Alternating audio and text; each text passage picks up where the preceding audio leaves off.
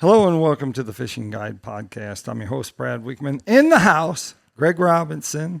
I should somewhere in there I need to put and like co-host somewhere down in there because Greg always coming in and which is good because Greg's got a lot of knowledge on fishing different conditions, and we got different conditions, don't we? We do now, for sure. Went from very clear and a little bit of turnover to a 5-foot rise and lots of debris and a lot of color. A lot of color, and he means color. It still has a lot of that clarity.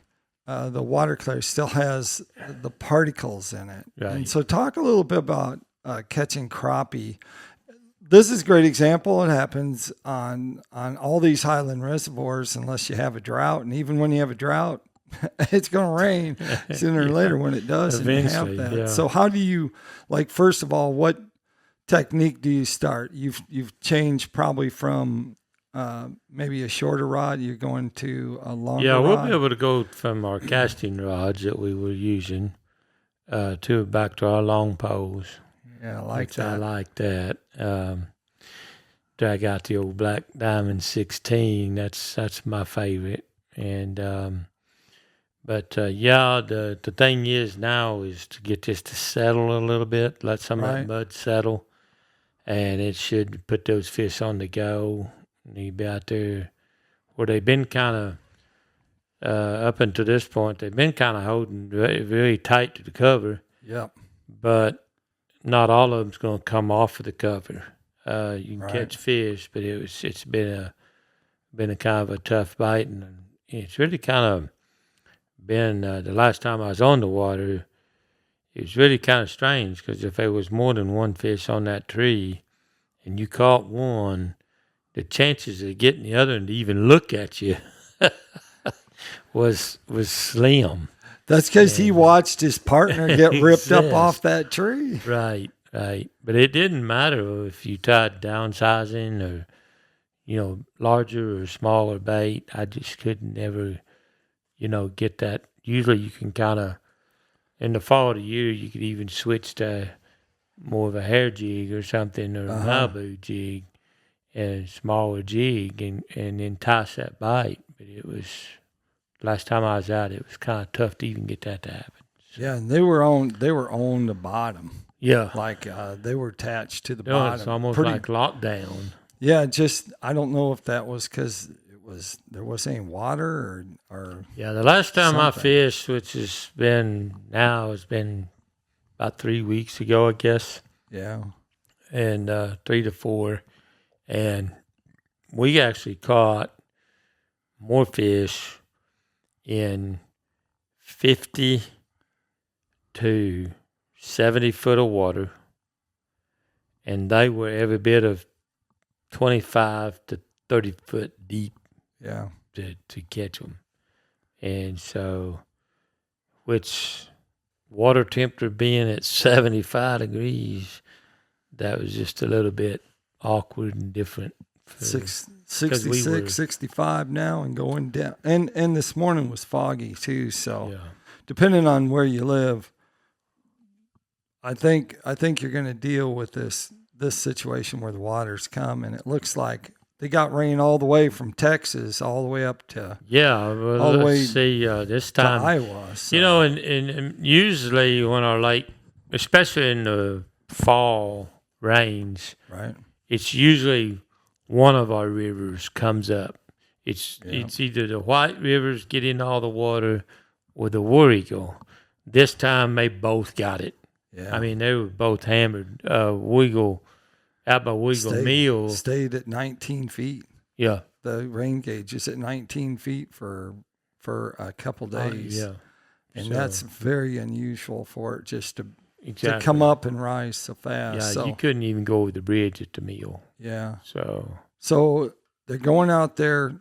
How are they going to catch fish?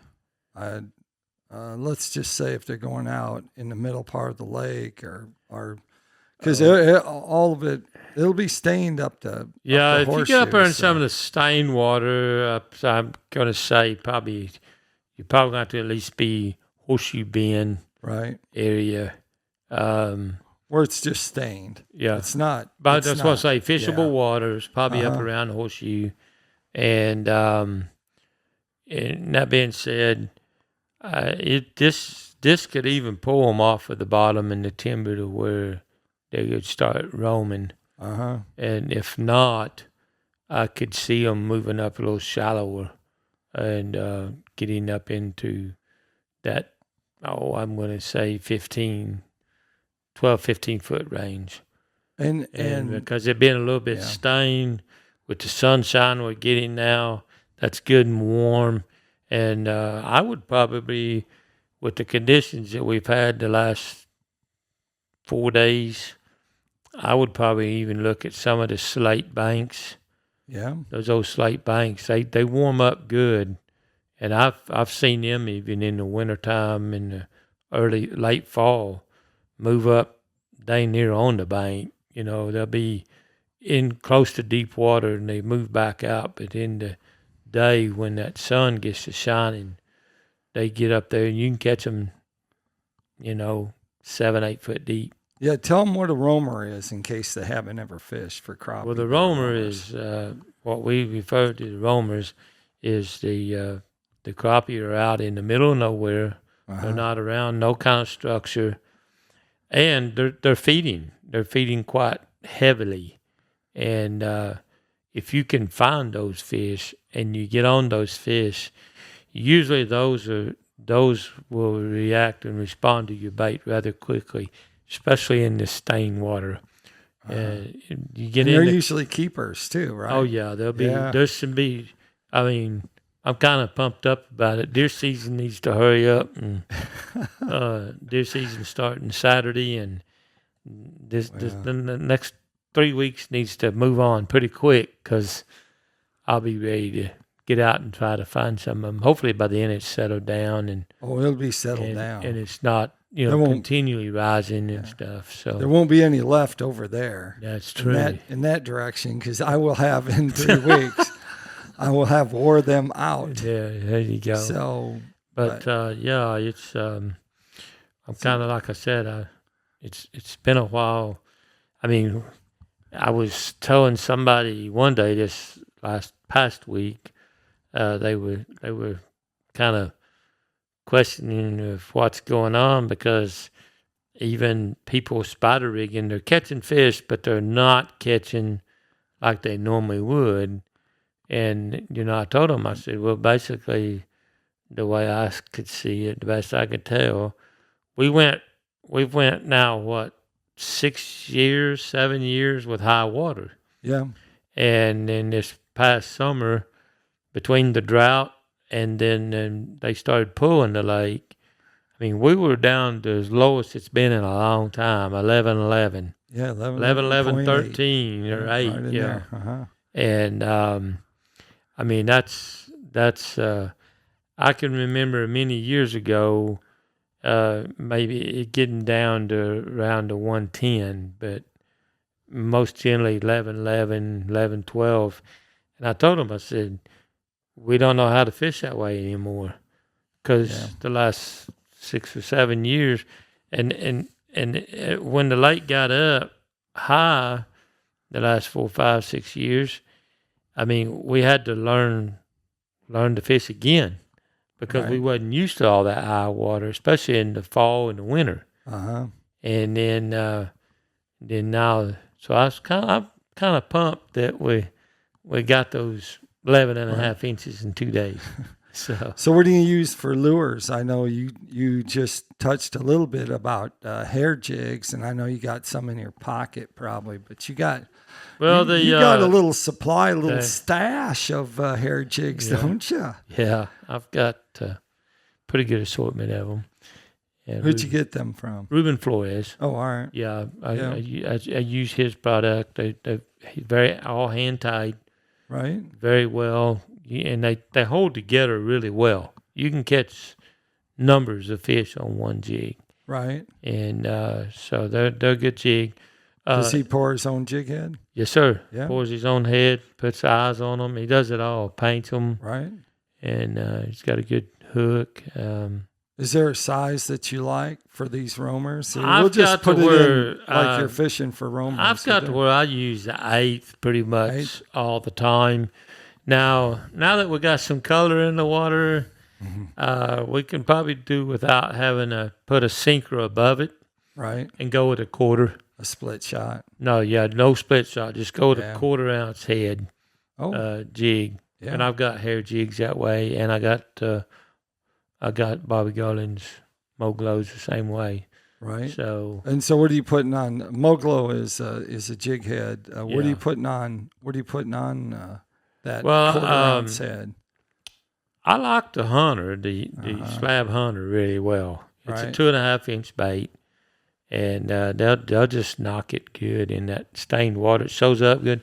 And if I don't use the Hunter, I'm real bad about using the 3-inch slab slayer. And it does well as well.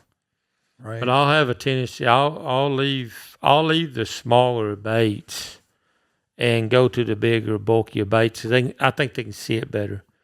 Okay. And with the brightness, you know, go with bright colors. What colors? Or dark colors. I mean, I have maybe black and chartreuse. I got a whole stack of them in my closet. Black and chartreuse is good, but in the stained water, I had Ruben to custom tie the PBJ in the hair jig, and I've got them up to quarters, and that purple and that brown works real well in clear or stained water. Right. And I like it real well. You're going to have to put it on their nose? Are they going to be that ornery? Because in the beginning we may have to, but after that, I think if you get within reason of them and they can see it, as long as they can see it, they're coming. I think you're still, for them to see it, we're still 5 to 6 days. Oh, yeah, for sure. So, but I'm just saying, by the time I get on the water, I figured they'll be able to see it. Those Mississippi boys, I've been in different waters and different conditions this past year, and they like literally it's muddy like it is right here, and they put it on their nose, and they if they don't move, they start pulling it up, and you'd be surprised. It's like, how did that crappie even see that? Yeah, it's with the color of the water, on the slab slayer and the Hunter, I like the Junebug Pearl Chartreuse real well, pumpkin chartreuse, and even some of the you'll be surprised what some of the whites do in muddy water. A lot of people. Over the years, when I was growing up, everybody thought, well, you throw white and clear water in your bright colors. It's almost been the opposite here in the last few years. We catch them on the bright colors in the clear water and use our pearl whites and pink and whites and black and white. And that sort of thing in the stained water. And that's what Mitch says. Mitch PICO, he says, man, you got to just throw white and pearl. And I'm like, yep. Yeah, and Bobby Garland has a Moglo, a Moglo white. And, it, depending on the coloration of the water, it looks different in the water. So I use that a lot too, the Ghost. When you're pitching, what are you going to be using for a rod? And tell us your line size. 16-foot B&M Black Diamond. Oh, okay. 3-piece rod? Yes, sir. Yeah. 16s and 18s.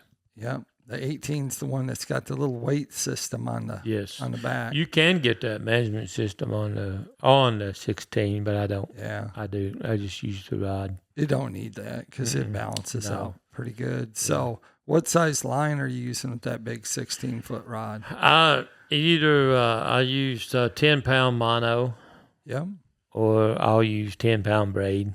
Either way. Okay. I thought you hated braid. I've gotten Don't say you went back to it. It's a love-hate relationship with you. Yeah, and I will have to eat a little crow on that statement because mad fishing. Uh-huh. I was talking to him a year or so ago and visiting with him, and of course he's known for the button and all and this graph cleaner. graph cleaner, and I got some of that from him, and he says, "Man, you need to try some of my line." I said, "Man, I seen him at the Grizzly Jig show, Right? And so I said, man, if you only knew how I despise braid." Yeah. I said, it just tangles up around on the end of your rod. It can be a nuisance. And he said, well, just give me a try. Just give it a try. So I brought some home, and I'm getting to where I like his pretty well. It doesn't. Is it stiffer? Is that the reason why it doesn't coil Yeah, around? it doesn't seem to tangle up like Right. the other brands that I've tried in the past. And I used K9's fluoro for a long time, and Right. of course it had braid, and I just couldn't get along with it at all. And so I've been using some of the. Is it braid all the way down, or are you tying the leader? No, I do it all the way. Yep.